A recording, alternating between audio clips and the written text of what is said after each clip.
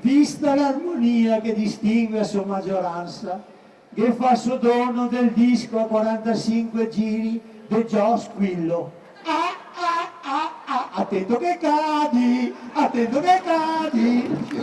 È stato l'avviso bonario della città al suo sindaco, quello di ieri al processo della Vecchia di Ponte Dante. Del resto, che sul banco degli imputati, a penzoloni sul Sile ci fosse l'operato di Casugana, lo suggeriva l'anagramma del nome della Vecchia, quella Giovannina Ildoman, che fa molto Giovanni Manildo. Del resto tante, come sempre in questi 50 anni di roghi, le magagne raccontate da accusa, difesa e giudice davanti ai cittadini e amministratori trevigiani.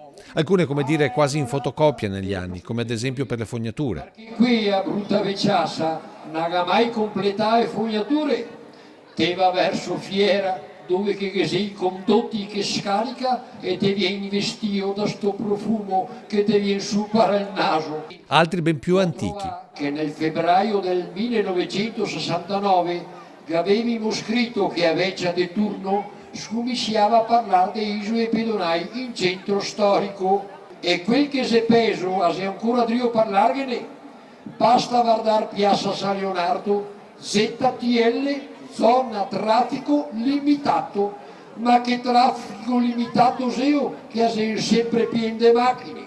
Problemi in recidiva e novità degli ultimi anni come per le nutrie. A incentivare i ristoranti a cucinarsi paltegani enormi, chiamai anche castolini, rendo l'idea.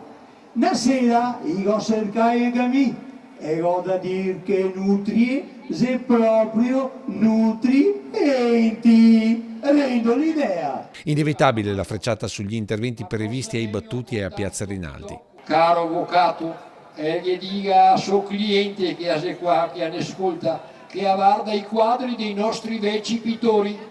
Piazza Santa Maria dei Battuti sempre stata senza alberi, che sarà sì o no il suo perché. Piccole e grandi storie di Treviso e della Marca che come ogni anno il fuoco del Sile ha esorcizzato, forse. Ha espiato tutte le sue